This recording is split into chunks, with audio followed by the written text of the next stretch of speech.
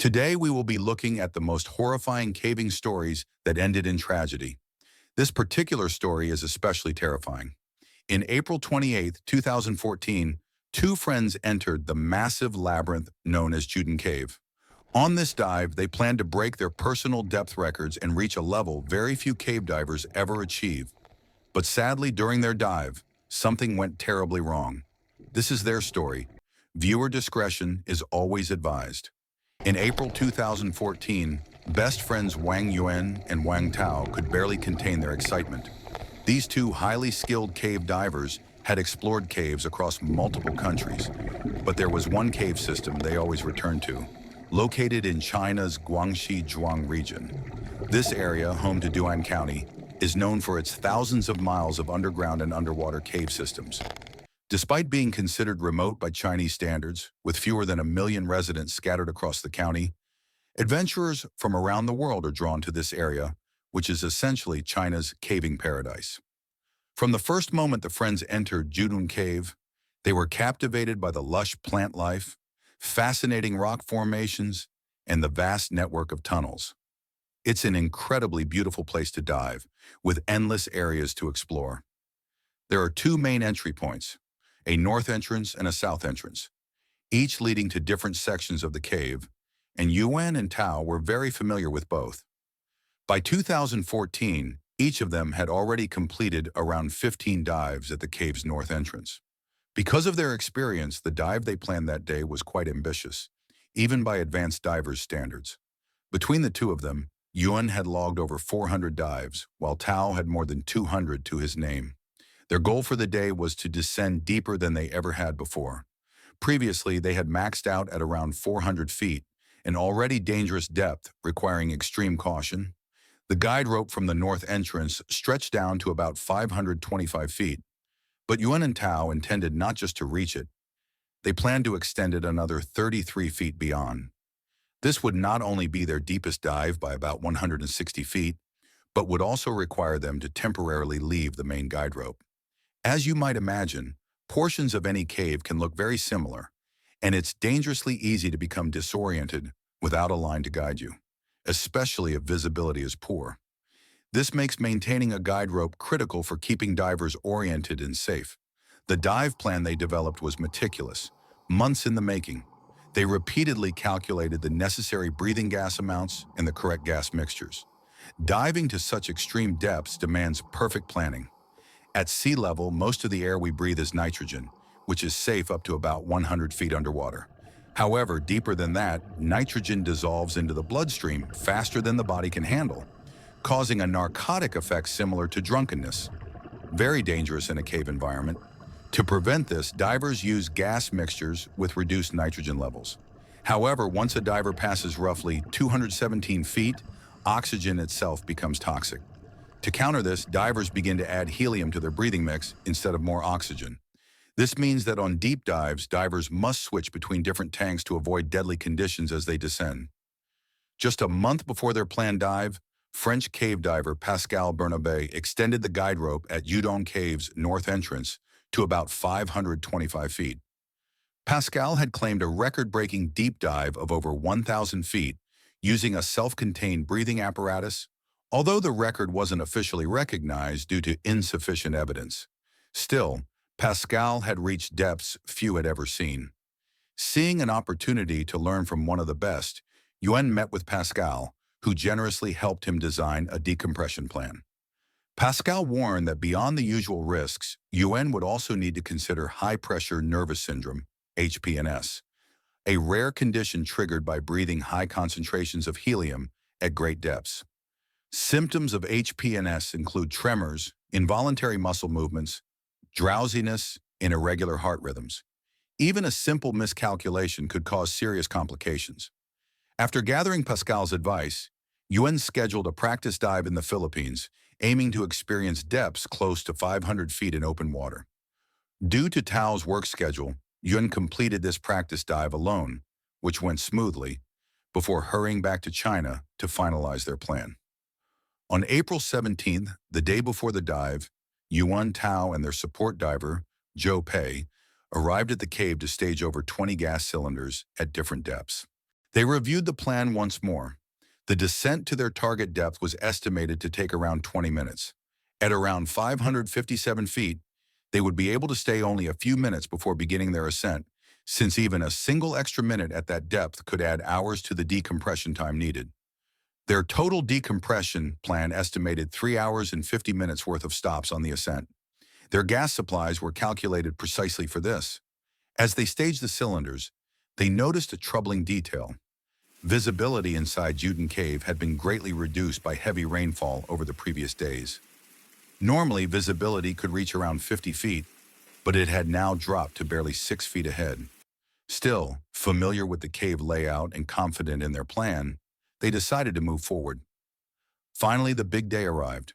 Yuan and Tao stood at the entrance, ready to attempt their record-setting dive. Joe Pei stayed near the surface, prepared to assist if needed. The two friends did a final equipment check, signaled they were ready, and slipped beneath the water. As planned, Yuan was responsible for keeping them on the guide rope, while Tao's job was to fix directional arrows along the rope to help them find their way back if necessary. Several minutes later, they reached a depth of 393 feet, around the deepest either of them had been, and paused to check in with each other. Yuan gave Tao a hand signal, silently asking if he was okay. At 538 feet, Yuan suddenly felt his consciousness slipping. Something was wrong. He had followed all gas mixture procedures carefully, but the signs were undeniable. He immediately signaled Tao. They had to ascend. Now, but the cave punished mistakes without mercy. Visibility was nearly zero. They were just 13 feet past the guide rope, but even with flashlights, they could barely see half that distance. Still gripping the extension rope, Yuan tried to guide them back, until a gut-wrenching realization hit him. The guide rope was gone. A jolt of fear surged through him. He turned to Tao. One look was enough. They both knew. They were in trouble. Frantic but trying to stay composed, they traced their hands along the rock walls, desperately hoping to find another line. Miraculously, after agonizing minutes, they stumbled across a rope again. The surge of relief was overwhelming, but their ordeal was far from over. Panic came next, and with it, the cruel physics of diving. Divers plan their air using the rule of thirds. 1/3 to go in, 1/3 to get out, 1/3 reserved for emergencies. But panic burns through air, like fire through dry wood. By the time Yuan secured the guide rope again, his cylinder for that decompression stage was nearly empty. He had no choice. He switched back to his main gas tank, which was only suitable for surface breathing. At first, it seemed manageable. Then at 393 feet, Yuan's body betrayed him, trembling involuntarily, shivering under layers of protective gear. They were still 150 feet from their next stage cylinders, an eternity underwater. He believed they might make it, until he saw Tao, trapped under a rock. Visibility was terrible. Tao had accidentally swum under a low overhang, his path blocked. Yuan darted to him, expecting to see him struggling, but Tao wasn't even trying to free himself. Instead, he pointed to his throat, out of air. Without hesitation, Yuan ripped out his reserve regulator and jammed it into Tao's mouth. Tao breathed, barely, and Yuan wrenched him free from the rock. But now they were both dependent on the same nearly empty tank. Yuan quickly did the math in his head. Maybe 3 or 4 minutes of air left, for both of them. As if the nightmare wasn't enough, Tao's strength collapsed. Now Yuan had to drag him, one hand gripping Tao's gear, the other clinging desperately to the rope. They were so close, just 50 feet to the next tank station. But before they could make it, Tao suddenly floated up, vanishing into the low visibility water. Yuan's heart stopped. Tao wasn't swimming. He was unconscious. Yuan tried to chase him, frantic, shining his flashlight into the murk. But his own lungs screamed for air. His breaths came harder, shallower. The unmistakable signs that his tank was nearly empty. Somehow, with a final push, Yuan reached the stage tanks at 246 feet, switching to a decompression mix. He gasped in precious air, terror and grief gnawing at him at once.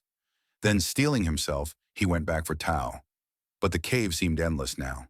The guide rope led down a nearly vertical shaft he thought he knew. Yet now it felt like a stranger's path. Every second Yuan's own body deteriorated. Fatigue, dizziness, confusion. The tank he switched to was almost empty from their descent earlier. After desperate minutes of searching, Yuan's gauge showed he was out of time. He had to surface, or he would die too. At 187 feet, he grabbed another stage tank, gulping air that wasn't ideal for this depth. But desperation doesn't negotiate. He descended again, risking it all. Still no Tao. Only the cold darkness answered him. The minutes dragged on, and Yuan knew the truth in his bones. Tao was gone. He thought about letting go, about giving into the cold, peaceful unconsciousness pressing at the edge of his mind. And for a moment, he did. Yuan blacked out. When he came to, instincts took over. He scrambled up the rope, reaching 170 feet, still fighting the devastating truth. He tried to respect decompression stops, but his body and mind were collapsing. In the end, he made a rapid ascent toward the surface, where Pei, their surface support diver, waited. Suddenly, Pei saw a light cutting through the murky water. It was Yuan, alone. No Tao. Pei's face twisted in horror.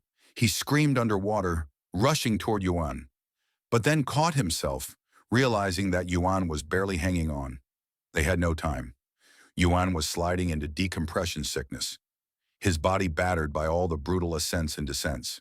Despite their efforts, Yuan's condition spiraled, vomiting, twitching, unable to stabilize. They abandoned the search. They had to. Survival came first now. When Yuan finally broke the surface, the pain was beyond words. His legs burning, his head spinning, every muscle locked in agony. Emergency responders swarmed to help, rushing him to the nearest hospital. Hours later, Pei and the rescue team descended again to find Tao. At 167 feet, they found his body, motionless, and brought him home. Yuan spent several days inside a decompression chamber, fighting off death one breath at a time. He lived, but he would carry the guilt and grief forever. Lying in that chamber, Yuan realized the truth. It wasn't one mistake that killed Tao. It was a series of tiny miscalculations rooted in overconfidence and ambition. They had gone deeper than ever before, chasing a dream without fully understanding the nightmare that waited. Even perfect gas mixes couldn't erase the invisible risks at extreme depths: narcosis, oxygen toxicity, crushing pressure. And when the guide rope broke, everything spiraled beyond their control. The final heartbreak came when they inspected Tao's gear. He hadn't truly run out of air. His second tank still had usable gas. But in the fog of fatigue and panic, Tao forgot to switch tanks. And that simple mistake, that one moment of human error, cost him his life. Yuan later something else too. Tao, even in his final moments, remained calm. When he took Yuan's spare respirator instead of panicking, he gave Yuan the precious few minutes he needed to survive. Without Tao's calmness, neither of them would have ever seen the surface again.